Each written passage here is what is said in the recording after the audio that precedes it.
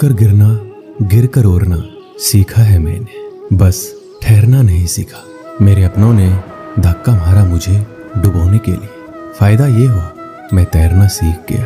मुझे गिरते हुए पत्तों ने ये समझाया है, बोझ बन जाओगे तो अपने भी गिरा देते हैं। संघर्ष इंसान को मजबूत बनाता है, फिर चाहे वो कितना भी कमजोर क्यों ना हो। जीत और हार आपकी सोच पर निर्भर करती है। मान लो तो हार होगी और ठान लो तो जीत होगी।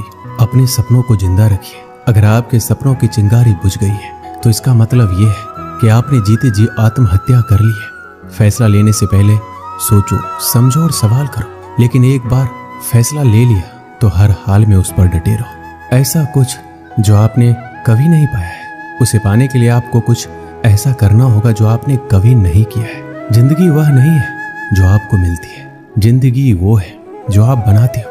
बिना मकसद की जिंदगी उस कोरे लिफाफे की तरह है जिस पर मंजिल का पता ना लिखा हो तो वो कहीं नहीं पहुंचता।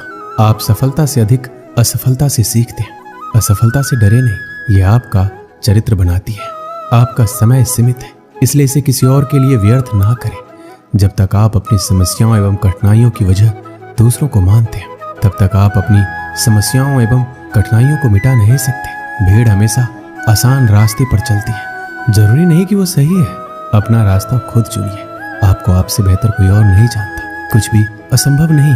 जो आप सोच सकते हैं वो आप कर सकते हैं, और वो भी सोच सकते हैं जो आज तक नहीं किया। दूर से हमें आगे के कल कैसा होगा ये इस बात पर निर्भर करता है कि आज आप अपने बारे में क्या सोचते हैं और वर्तमान समय में आप क्या करते हैं। अपनी प्रतिष्ठा से अधिक अपने चरित्र का निर्माण कीजिए, क्योंकि आपका चरित्र वही है जो आप वास्तव में हैं, जबकि आपकी प्रतिष्ठा केवल वही है जो दूसरे आपके बारे में सोचते हैं। जब लक्ष्य असंभव लगता है तो आप उसे छोड़ने को तैयार होते हैं। उस वक्त आप जीत के बहुत करीब होते हैं। बीच रास्ते से लौटने का कोई फायदा नहीं, क्योंकि लौटने पर आपको उतनी ही दूरी तय करनी पड़ेगी जितनी दूरी तय करने पर आप लक्ष्य तक पहुंच सकते हैं। अनुभव सबसे कठिन शिक्षक है। ये पहले आपकी परीक्षा लेता है और बाद में सबक देता है। सारी सीमाएं केवल आपके दिमाग में है। डर कुछ भी नहीं है, बस नियंत्रण रखिए कि आप कौन है और आप क्या बनना चाहते हैं। कभी भी पछतावा मत करो। यदि अच्छा हुआ है तो यह अद्भुत है, अगर बुरा हुआ है तो अनुभव है। जब तुम पैदा हुए थे तुम रोए थे, जबकि पूरी दुनिया ने जश्न मनाया था। अपना जीवन ऐसे जियो कि तुम्हारी मौत पर पूरी दुनिया रोए और तुम जश्न मनाओ। लाखों किलोमीटर की यात्रा एक कदम से ही शुरू होती है। गलतियां इस बात का सबूत है कि आप प्रयास कर रहे हैं। एक कठिन समय अधिक आसानी से सहन किया जा सकता है यदि हम इस विश्वास को बनाए रखें कि हमारा अस्तित्व एक उद्देश्य रखता है। कि हमें लगता है कि हम जो कर रहे हैं वह सागर में गिरने वाली एक बूंद के समान है, लेकिन उस बूंद के बिना पर निर्भर करता है। इसलिए सही प्रतिक्रिया उस चीज पर दें जो आपके लिए सबसे ज्यादा जरूरी है। कुछ लोग चाहते हैं कि यह संभव हो जाए, कुछ इसके लिए प्रार्थना करते हैं, जबकि कुछ लोग इसे संभव बनाते हैं। चमत्कार यही है कि जितना अधिक हम बांटेंगे उतना ही हमारे पास अधिक होगा। विश्वास में वो शक्ति है जिससे उजड़ी हुई दुनिया में प्रकाश लाया जा सकता है। विश्वास पत्थर को भगवान बना सकता है और अविश्वास भगवान के बनाए इंसान को पत्थर दिल बना सकता है। सफलता हमारा परिचय दुनिया को करवाती है और असफलता हमें दुनिया का परिचय करवाती है। बीते हुए पर अफसोस जताने की बजाय आप उन बातों और परिस्थितियों की वजह से चिंतित हो जाते हैं जो आपके नियंत्रण में नहीं है, तो इसका परिणाम समय की बर्बादी एवं भविष्य का पछतावा है। सच स्वीकारने के लिए शक्ति और साहस चाहिए होता है। कुछ लोगों में दिमाग से अधिक साहस होता है। बिना भय के साहस नहीं हो सकता। यदि हमारे अंदर कोई भी प्रयास करने का साहस नहीं होता तो जिंदगी कैसे होती।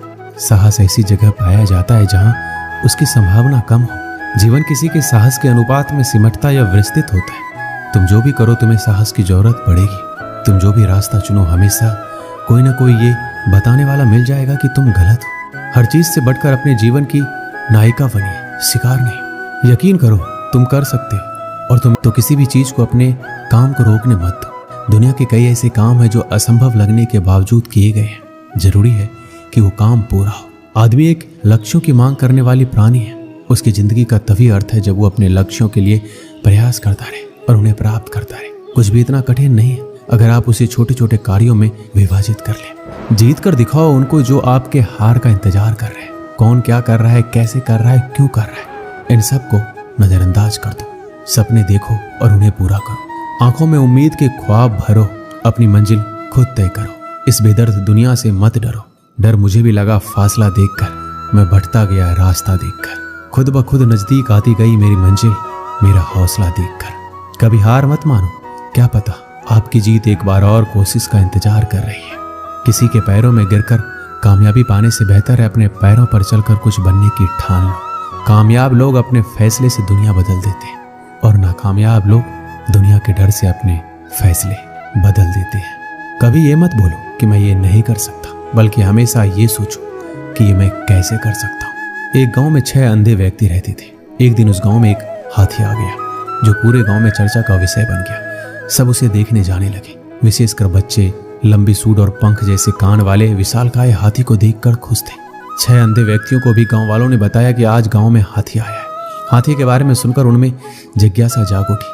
उन्होंने हाथी के बारे में सुना अवश्य था, किंतु छूकर उसके स्पर्श को महसूस नहीं किया था।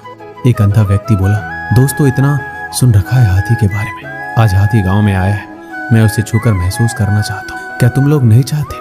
उसकी बात सुनकर अन्य 5 हाथी को छूकर महसूस करने के लिए लालायित हो उठे। वो सभी उस जगह पर पहुंचे जहां हाथी था। वो हाथी के करीब गए और उन्हें छूने लगे। पहले व्यक्ति ने हाथी के खंभे जैसे विशाल पैर को छुआ और हाथी, कठोर नली सब अपनी अपनी बात पर अडिग थे। कोई दूसरे की बात सुनने को तैयार नहीं था। वो आपस में बहस कर अपनी बात सही साबित करने में लग गए।